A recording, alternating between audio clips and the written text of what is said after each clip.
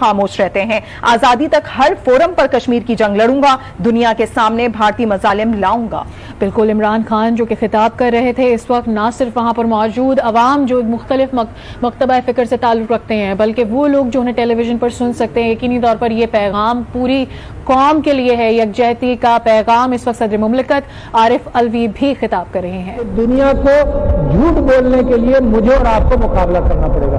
میرے اور آپ کے پاس کیا ہتھیار ہے؟ میرے اور آپ کے پاس ٹیلی فون ہے نا؟ اب اس ٹیلی فون کے اندر ہم ایک دوسرے کی تصویریں کھینچ کر سب کو بھیجتے ہیں۔ اب وہ ٹیلی فون آپ اس لیے استعمال کریں کہ دنیا کو پتا چلے، جیسے جیسے وہاں سے تصویریں آئیں ان کے ظلم کی، اور ظلم ضرور کریں گے۔ کشمیری اس کو بیٹھ کر برداشت نہیں کرے گا۔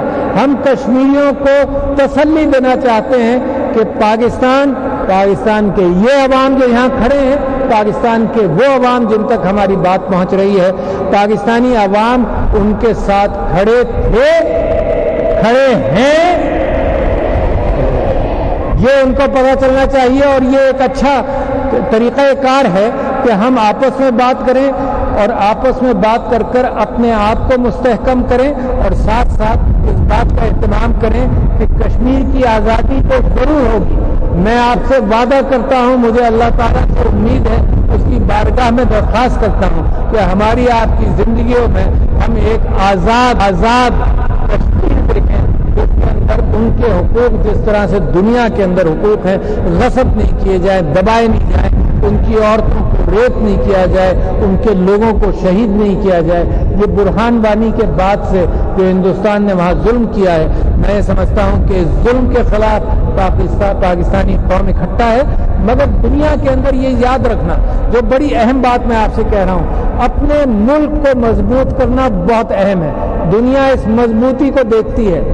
دنیا کی تاریخ یہ ہے کہ انسان ڈنڈے کی بنیاد پر لوگوں کے پاس اگر انصاف بھی کروانا ہے تو ڈنڈا اٹھا کر رکھنا پڑے گا، اور کم سے کم ڈراتے رہنا پڑے گا کہ اگر تم انصاف نہیں کرو گے تو ڈنڈا ہمارے پاس۔ اس کے لیے ایک مضبوط پاکستان ضروری ہے، ایک مضبوط پاکستانی معیشت ضروری ہے۔ اس کے ساتھ ساتھ میں مسلمان حکمرانوں کو، مسلمان ممالک کو دنیا میں اپیل کرتا ہوں کہ مسلمانوں کا ہے، جس طرح سے دنیا کے اندر مسلمانوں پر کوئی بھی کہیں بھی ظلم ہو، میرے ملک کی تاریخ اس بات کی گواہی دیتی ہے کہ ہم ان کے ساتھ ہمیشہ کھڑے ہیں۔ ہمیشہ مجھے کوئی موقع یاد نہیں ملتا کہ ہم دنیا کے مسلمانوں پر کہیں ظلم ہوا اور ہم کھڑے نہ ہوئے۔ ہندوستان اپنے مسلمانوں پر ظلم کر رہا ہے، اور اتنا پریشر، فاشی حکومت اس کو کہتے ہیں جس کے اندر راہل گاندھی گیا سری نگر ایئرپورٹ، اس کو اور اپوزیشن کو واپس بھیج دیا، مگر پھر اتنا پریشر ڈالا گیا اس کے اوپر کہ اس نے کہا وہ بات کہی جو اس کے نانا نے کبھی نہیں کہی تھی۔ اس نے کہا کہ کشمیر ہندوستان کا حصہ، انٹرنل میٹر ہے۔ اس کا نانا یہ کہتا رہا، جواہر لال نہرو دادا نانا تھا، اس کا نانا یہ کہتا رہا کہ کشمیر جو ہے وہ کشمیریوں کی رائے کے ذریعے ہوگا، مگر فاشسٹ نظام اس کو کہتے ہیں کہ اس کو مجبور کیا گیا۔ اور آج کی خبر یہ ہے کہ اس کو تانا دیا گیا کہ تمہاری کانسٹیٹیوشن میں کیونکہ مسلمان ووٹر ہیں تو اس وجہ سے تم مسلمانوں کی عکاسی کرتے ہو۔ ہندوستان میں مسلمانوں پر بھی مظالم ہیں۔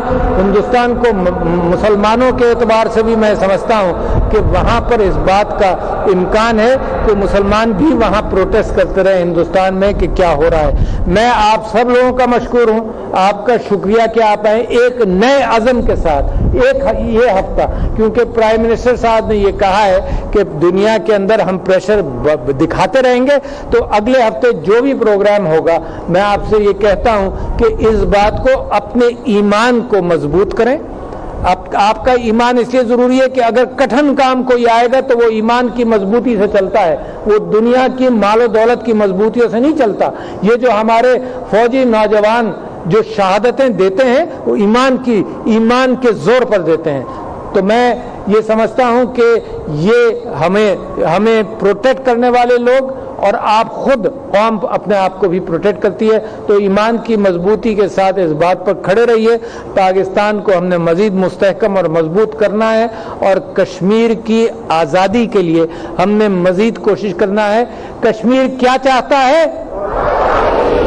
बहुत शुक्रिया। अस्सलाम वालेकुम। डॉक्टर आरिफ अलवी जो कि खिताब कर रहे थे और उनका कहना था कि भारतीय जुल्म के खिलाफ कौम यकजा है। पूरी मुस्लिम अवाम के ऊपर जो जुल्म जहां कहीं भी किया जा रहा है उसके लिए पाकिस्तानी कौम यकजा है। कौम दुनिया भर के मुसलमानों के साथ खड़ी है। भारत में मुसलमानों को मजालिम का सामना है। भारत में मुसलमान एहतजाज करते रहे हैं। फिर उन्होंने रैली के जो शुरका थे उनसे ये सवाल किया कि क्या आपके पास फोन है, क्या आपको